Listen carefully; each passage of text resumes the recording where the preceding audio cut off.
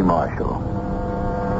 A young man named Giovanni Guasconti came very long ago from the more southern region of Italy to pursue his studies at the University of Padua.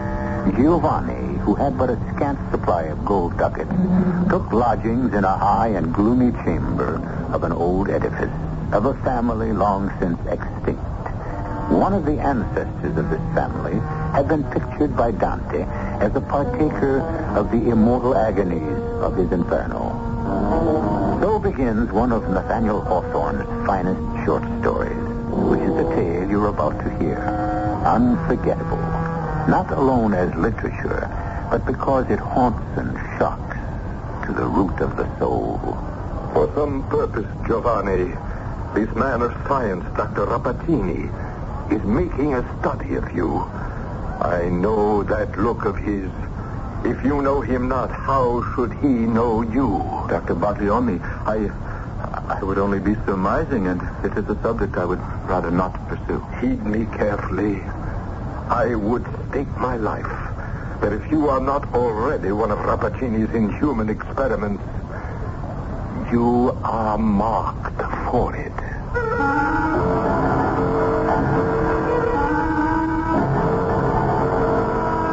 Our mystery drama, The Kiss of Death, was adapted from the Nathaniel Hawthorne classic short story, especially for the Mystery Theater, by Ian Martin, and stars Kurt Peterson and Patsy Bruder.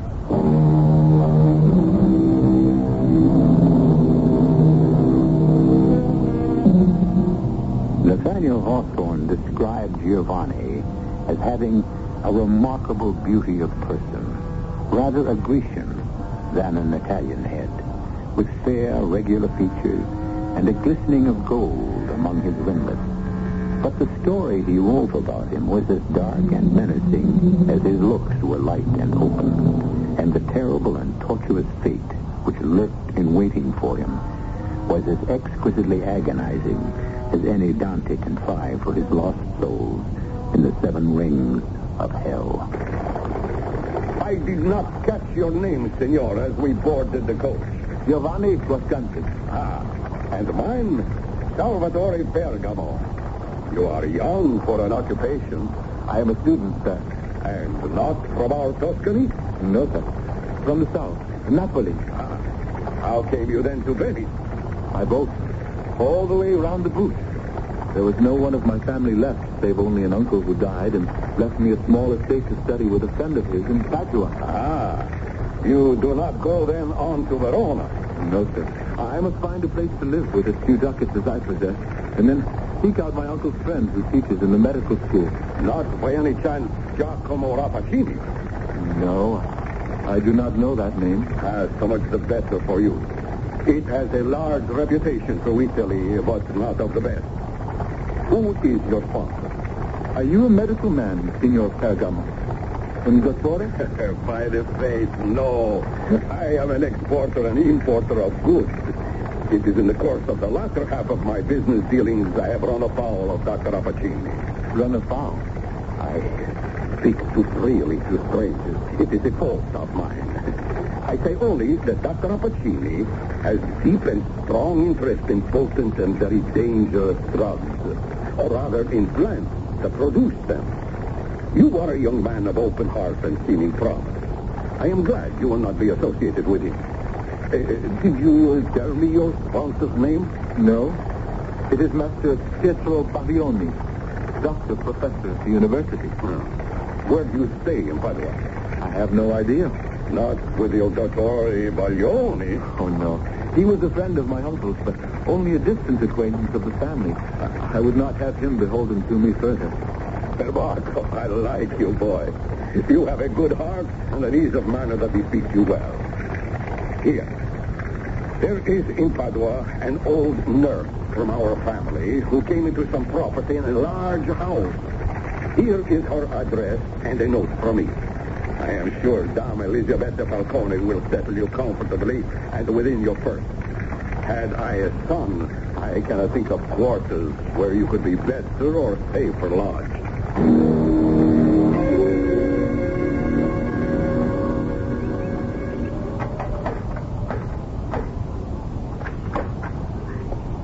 Si, senor. La Dama Elisabetta Falcone? At your service. To whom have I the honor of speaking? Giovanni Guasconti. I bear an introduction from an old friend, Signor Salvatore Pergamo. Oh, il maestro.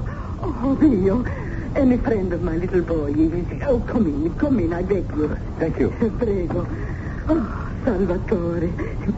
I was his nurse, you know. Oh, many years ago now. Tell me, how is he? In good health? Happy? In the most excellent health, I should say, judging by his girth. Oh. He gave me a letter for you, asking you forgive the script. Oh, bless the master. He can never bear to remember that I, who brought him up, can neither read nor write. But his signature and seal, that I recognize. Senor, would you be good enough to read what the paper says? Here, let me bring the lantern nearer. Right, it's simple enough. He says, Carissima. This will serve to introduce a young man of good family and great prospects, whose purse is not yet heavy and must find lodging while he attends the university. I could wish him no better fate than you may find room to take him in. Oh, you could not come with a higher recommendation. Of course you shall stay here.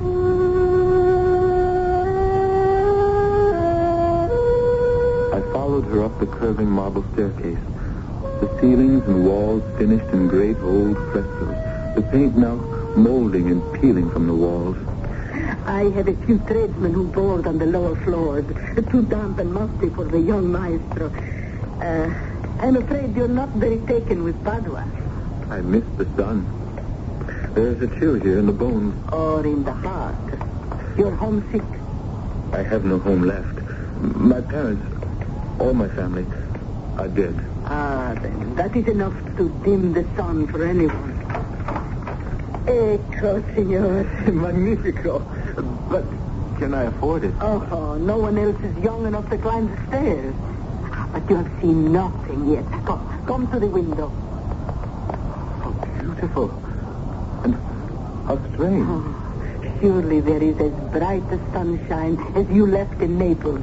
Bright, though not so warm. But what a magnificent garden. Is it not something? It's special. Very. A botanical garden and so lovingly cared for. Does this belong to the house? Oh, no, senor. No, it's from the villa next door. Such strange exotic plants. The purples and the magentas. I don't recognize any of them. No more than I. Observe the gigantic leaves, the huge, heavy blossoms. They're all imported, of course, for the great man who owns them. You see, that is he. You can see working at one of the beds, by the stone urn near the statue. Surely that is no gardener in the scholar's garb, black? Oh, bless us, no. He permits no one else but himself to come near his plant. That is Dr. Rappaccini himself. Rappaccini? Ah, even in Naples you've heard his name, huh? No, not in Naples. More recently. Oh, well, I'm sure he's famous all over Italy, and Europe, and the world, for that matter. So, will the room suit you, do you think? Admirably. But if it will suit my purse. Oh, we shall arrange that when you join us for the evening meal. If you will be my guest. How kind. Oh, thank me later, young gallant. You may have the more reason. Keep your eye on the garden.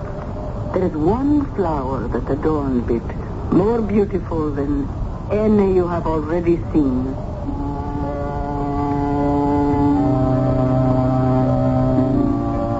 The strange, eerie beauty of that garden below held me spellbound. I watched the tall, emaciated figure of the doctor tend his garden, so intent on his ministrations that he was oblivious to all else. Not an herb or a shrub escaped such a scientific and minute examination that it seemed as if he were looking into their innermost nature.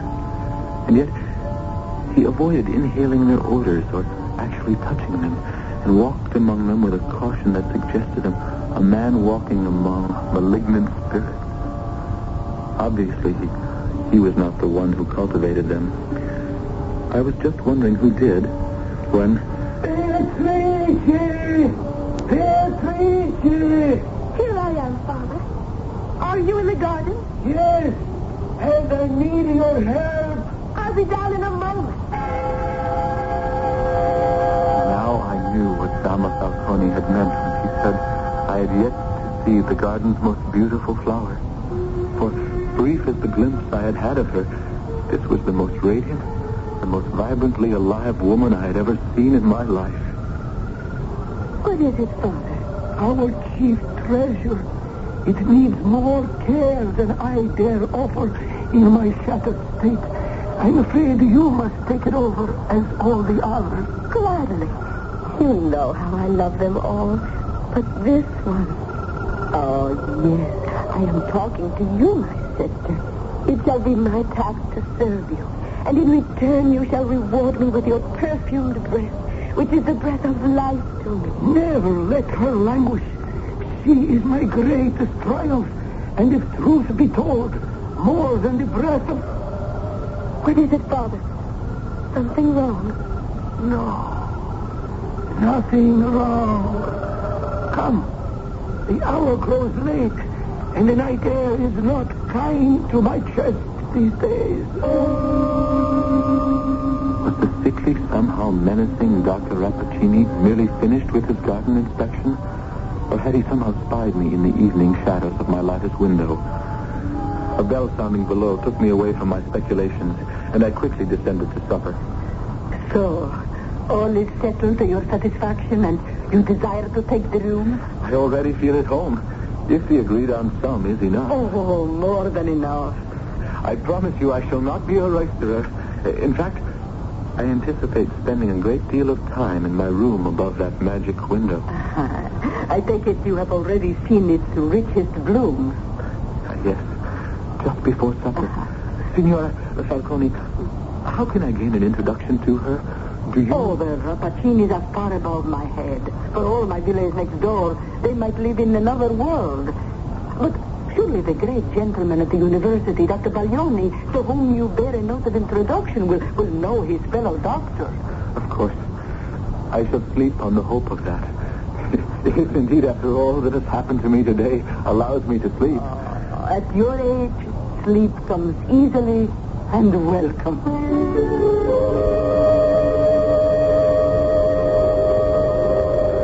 When I awoke, I had overslept and was bone weary from my travels and my new environment.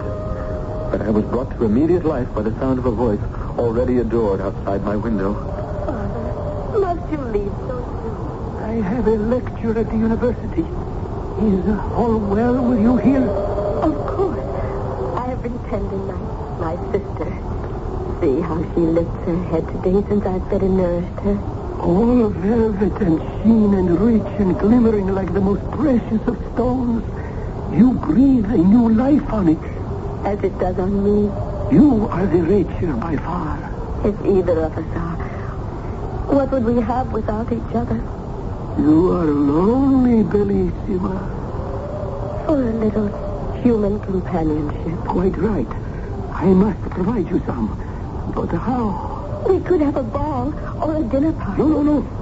Not in this house. This house, no. I know since Mother has gone, you have become a recluse, but it is changing. It is time to think of me. I know, and I promise I shall. But it is not a simple matter.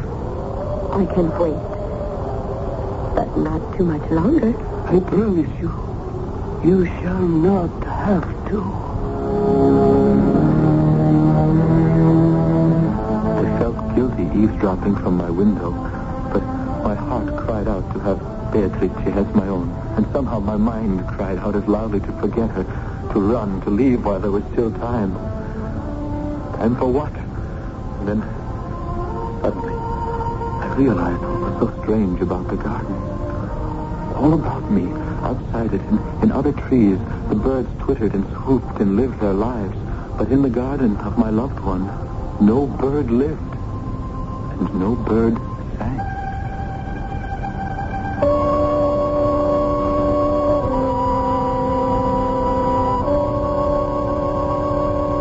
But what has any threatened danger held back a man in love? And what danger could lurk in a garden of luxuriant and healthy flowers and shrubs? Lad Giovanni is about to find out and refuse to believe until the ultimate truth is too undeniable. A I shall return shortly with Act 2.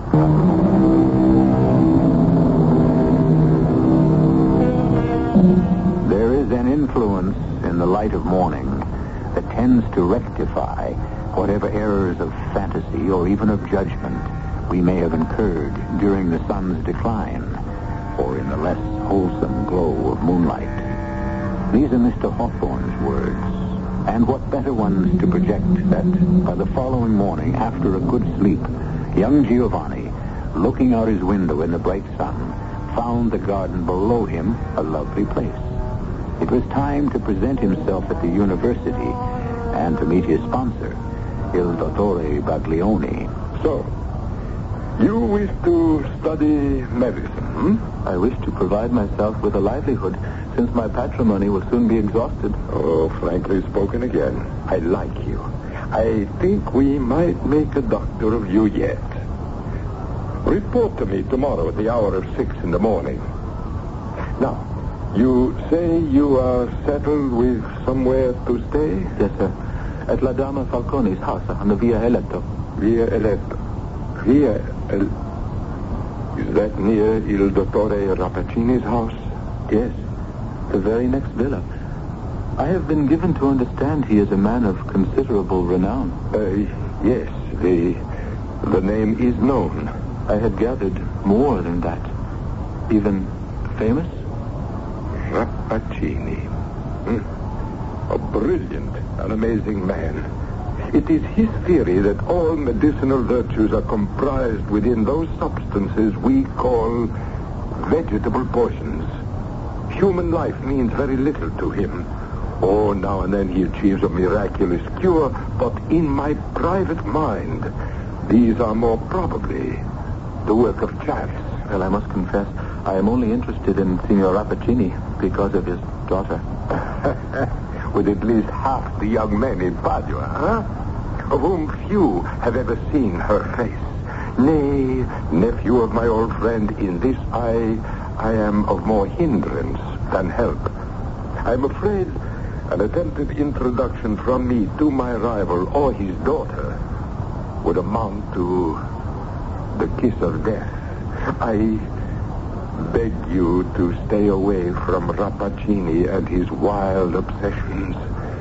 Too close an acquaintance with him might prove for you what I already jokingly termed myself the kiss of death.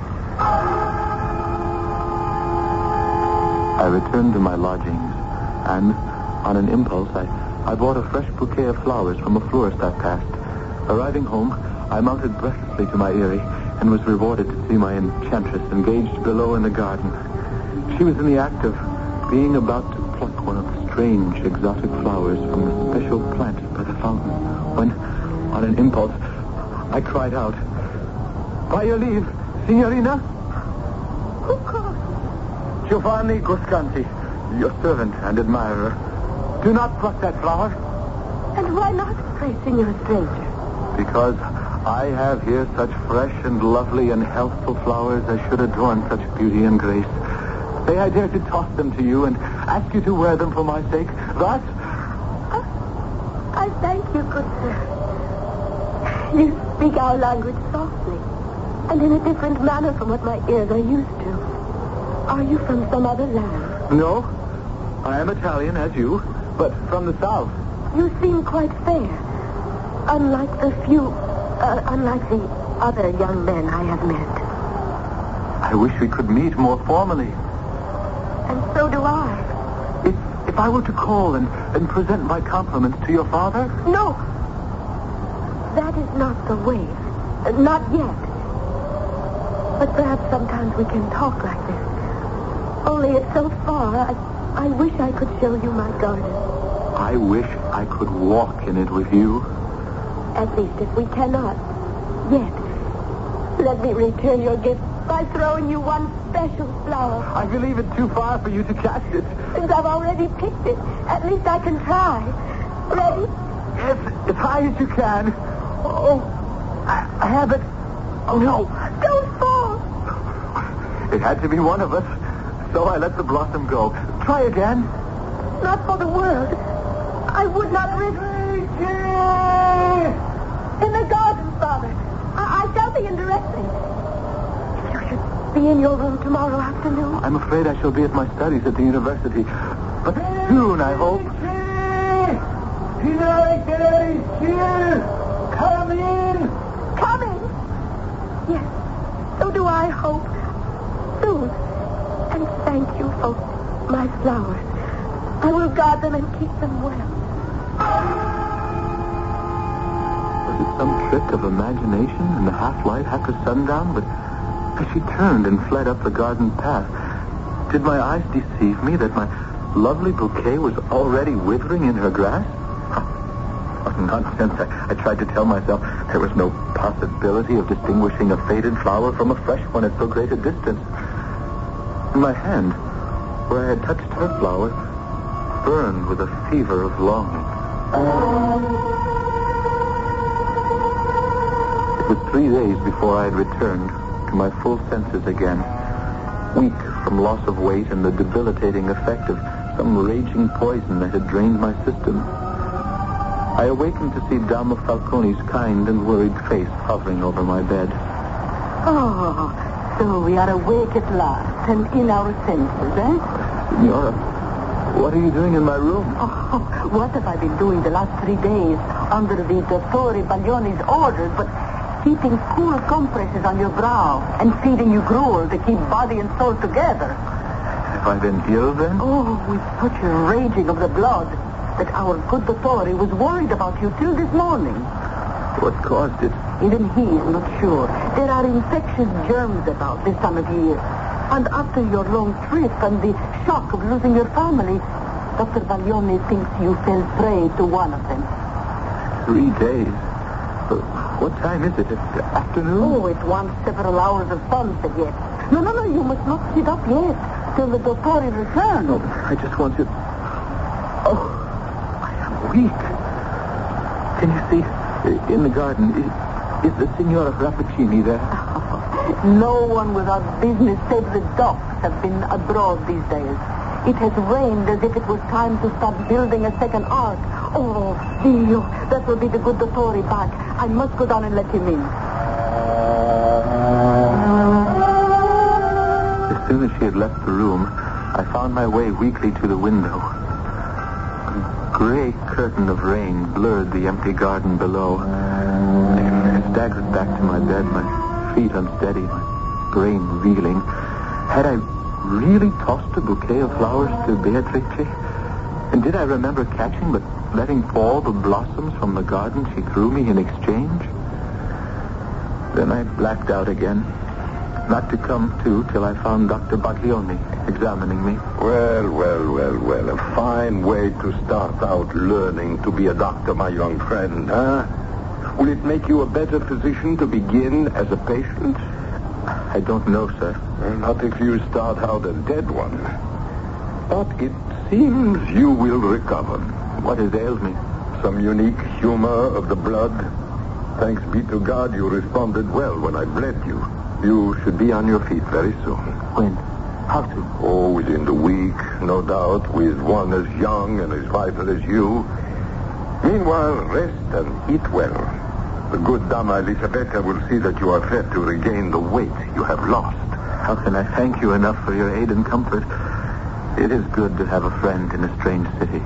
More than one. Surprisingly, someone else today inquired as to your well-being with what appeared to be great personal interest. Who? Dr. Rappaccini. What? I was not aware that you had made his acquaintance. Nor have I. Well, that is welcome news. For if you will follow my advice, you will have as little to do as possible with him. Why do you say that? For some purpose. This man of science is making a study of you. I know that look of his. I've seen that cold illumination as he bends over a bird, a mouse, a butterfly, which, in pursuit of some experiment, he has killed by the perfume of a flower. If you know him not, how should he know you? I would only be surmising, and it is a subject I would rather not pursue. And an acquaintance you had better not either. For, heed me carefully, Signor Giovanni, I would stake my life that if you are not already one of Rappaccini's inhuman experiments, you are marked for it. By the next morning, as I awoke refreshed and feeling myself... Buongiorno, Signor Visconti. Buongiorno, Damo Falcone. Oh, out of bed, naughty boy. I bring you your breakfast to eat in bed. Oh, I have it here by the window. Now, you must eat everything and not allow the attention to wander. Oh, I will eat. I am famished. For food or for a sight of Rappaccini's daughter? I suppose nothing escapes that sharp eye of yours, Mother Falcone. Not much. Or my ear. Oh, I think I could have told that doctor what ailed you better than he. What? I heard you and the signorina talking from the window. I think you are taken with a disease of the heart, no? Beatrice. Yes, but it is hopeless, I'm afraid. If only I could meet and walk with her in the garden. Well, there is a private entrance into the garden from the street. A private entrance to Dr. Rappaccini's garden? Not so loud. Almost any young man in Padua would sell his soul or his birthright to be admitted among those flowers. You may have what little I have if you will show me the way. Oh, gosh, I want nothing from you. No, I have been well paid already. And here's the key. I give it to you in return for one thing only. What? Name it. You are pale as a ghost and thin as a rail. Manja, signor, so you don't scare the girl half to death. I ate like a lion, dressed in my very best. My blessed guide, Signora Falcone, led me along several obscure passages. Then, suddenly, we were at the door. I thanked her, turned the key easily in the lock, which must have been oiled. I was in Dr. Rappaccini's garden, practically under my own window. Welcome, signor. You were not surprised to see me? A connoisseur of flowers such as yourself. After the lovely bouquet you tossed me 4 days ago, it is no marvel that my father's rare collection has tempted you to take a nearer view. Was it you who sent this key? I know. Well, then who? I know not. But does it matter? You are here. Come, I will show you our garden. If fame speaks true, you are as deeply skilled in these rich blossoms and spicy perfumes as your father. No. Although I have grown up among these flowers, I know no more of them than their hues and their perfumes. Believe me. Oh, there's the flower you tried to toss me by my window. May the good Lord be blessed you failed to grasp it. Why? I wanted it very much for a keepsake. Methinks you owe me one. I shall pick it for myself. Oh, no! Touch it not. Not for your very life. It would kill you.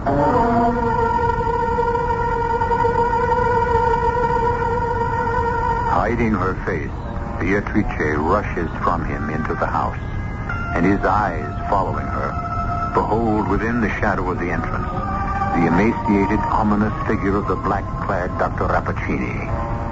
I'll return with Act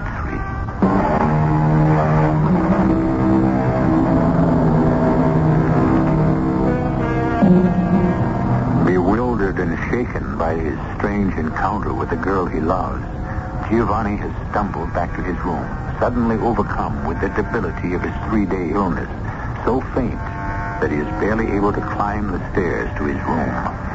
Once there, however, no matter how much his fever-weakened body longs for the bed, instinct or some deeper drive forces him to the window. But how could you have given him the key to visit me if you knew there was danger for him? No danger now, my little one. But to think that thoughtlessly, the other day I tossed a blossom from this to him. Had he caught it, what would have happened to him? He would have died. Oh, sweet Mary, forgive me. You were innocent, my love. That would have been but small help to him. Oh, Papa, How can I let him continue to come, even supposing he ever wants to again? Come inside, daughter. This is no place to talk. We may be overheard if he is back in his room. If we are, then I say this. I know he loves me as I love him. But for his sake, I think it would be better he stayed away from me. No. I have not long to live. And it is time for you to meet with someone. Let me explain just how this may be accomplished in spite of all. I have been studying on this for a long time, and I have come to a conclusion. Behind the drape on my window, I had listened to this conversation between Beatrice and her father. Now, as I watched them disappear into the house, I looked down on that fateful, hideous flower that my beloved could fondle and kiss with no harm. Could it be so deadly? The answer was vouchsafed immediately. Crawling across one of the statues was a small chameleon, which in its passage had accidentally brushed against a tendril from the strange shrub. In a second, from the touch of that tendril, the lizard contorted itself in one writhing spasm, and then, as if eaten by invisible fire, crackled like a moth in a candle flame and was gone. I could think no more. I threw myself on the bed and mercifully passed into darkness.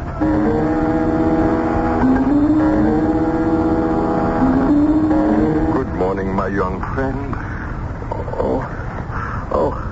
Good morning, Dr. Bacchioni.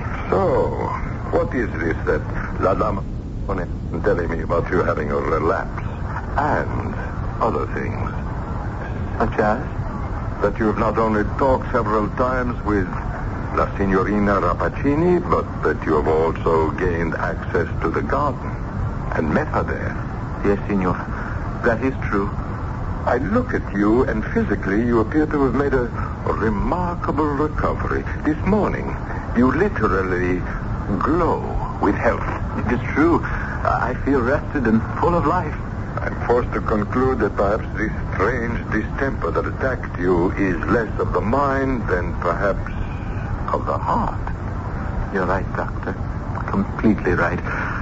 I am in love with Beatrice Rappaccini. I feared as much. With no estate or name and with no prospects but a long term of study before me, you consider my suit as hopeless as I? I consider it hopeless for deeper reasons. I think you must have some suspicions of the truth already. Very well. I've been too late to stop Rappaccini's experiment with his daughter, but at least I can try to stop him from what new experiment he plans for you. For me? What interest could he have in me? I haven't even met the man. Where do you think the key came from that admitted you to the garden? Beatrice. Who else? From Rappaccini. Ask the Dama Falcone if you don't believe me. It was placed in her hands by the doctor himself, along with a golden ducat to make sure she brought it to you. But why? I don't understand. Who can penetrate the clouded workings of this tortured mind? A man who would sacrifice his own daughter to his own obsession. Is there nothing we can do for her? I would gladly give my life. Let us not be too hasty. There may be a way to outwit Rappaccini yet. How? You see this little silver flask? It was wrought by the hands of the great Cellini. It must be priceless. Yes. But most of all, because of what it contains. 1/6 of the antidote in it would render all the poisons of the Borgias innocuous. Bestow it on your Beatrice, and we will thwart Rappaccini yet. Once my dear old friend had left, I hastened to dress, my heart buoyed with the hope that the silver flask would make all well. And then came the ultimate blow. A small bird had crashed against the pane of my open window and dropped to the ledge. I went to the poor little creature, lifting it and finding it still alive and only momentarily stunned. Soothingly, I brought it to my lips. touching them to its head, about to make a sound of reassurance. But to my horror, like the chameleon in the garden the day before, the touch of my lips galvanized it into one agonizing spasm, and then it dissolved into nothingness in my hands. At the same moment, the voice of Beatrice called me from the garden.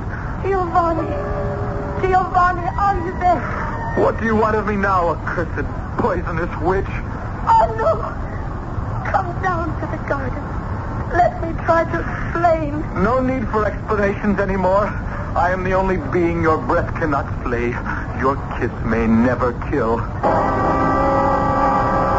I stumbled from my room, for the door, and for the garden.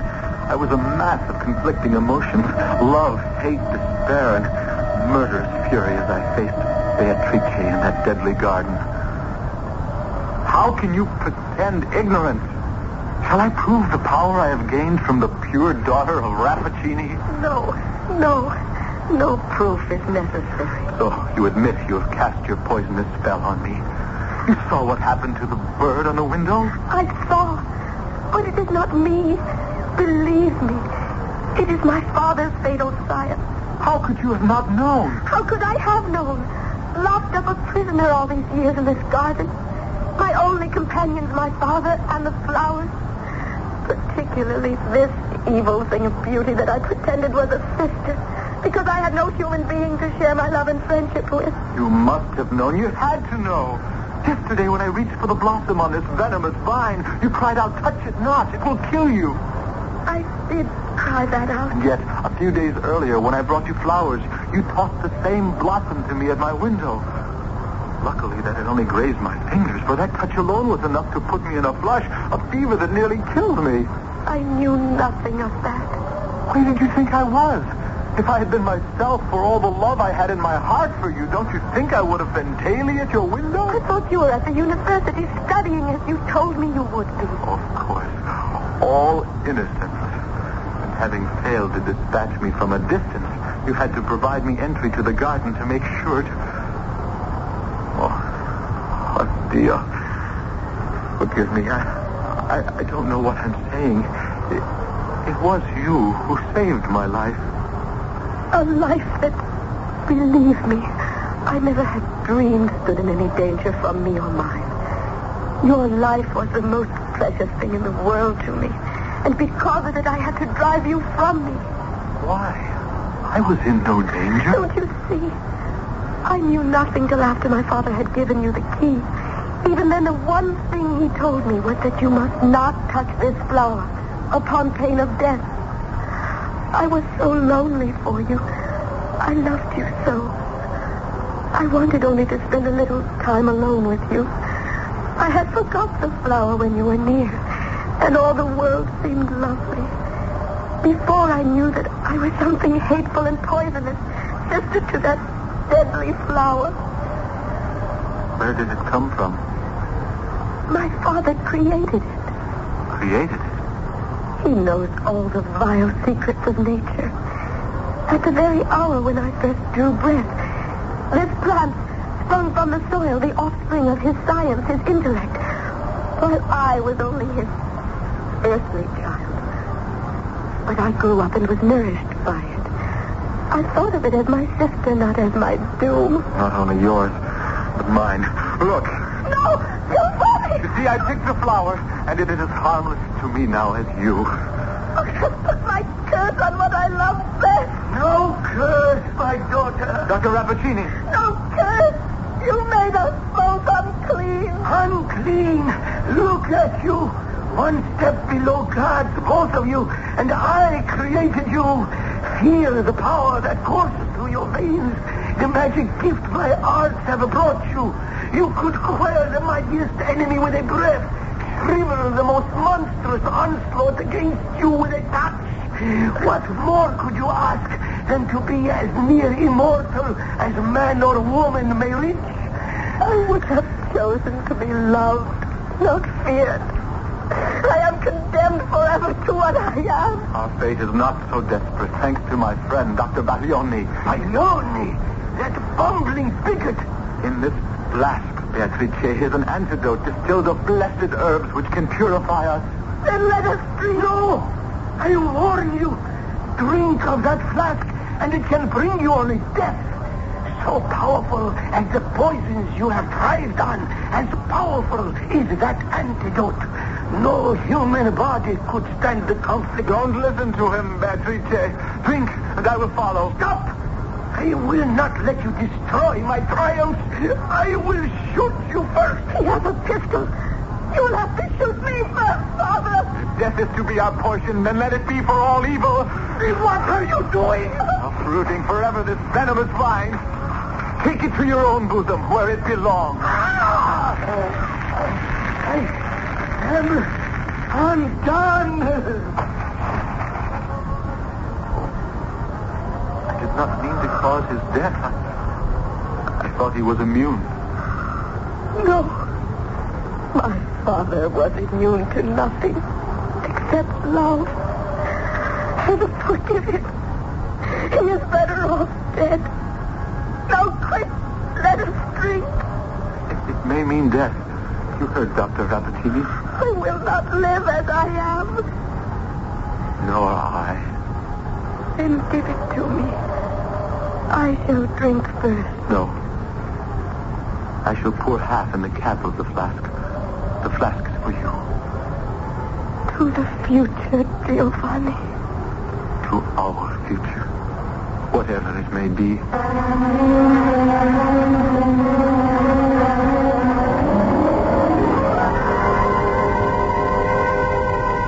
What future did these lovers find? Were they star-crossed as Romeo and Juliet? Or did the gods smile on them like Elizabeth and Robert Browning? Well, what does it matter after all if they were together? A good story doesn't always need an end. At least none beyond that the listener chooses to select. Believe for himself. I'll be back shortly.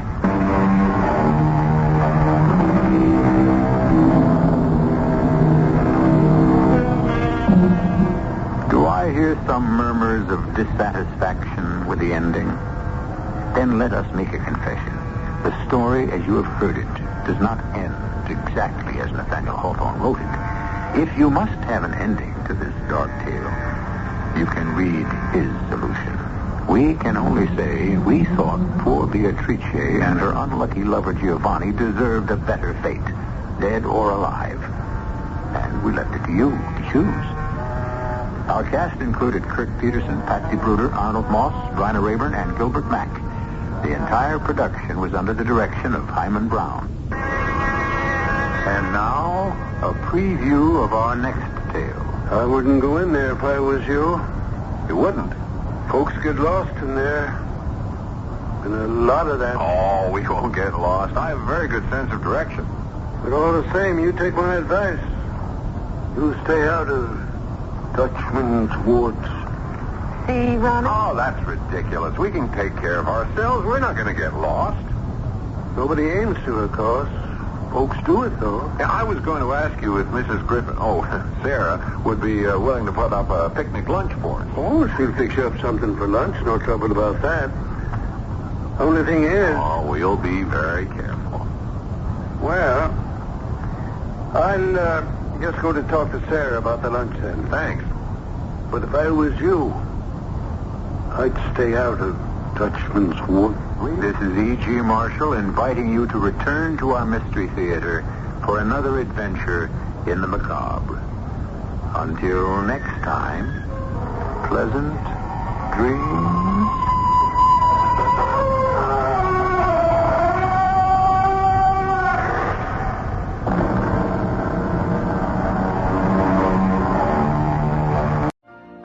You've been listening to the OTR Gold Network.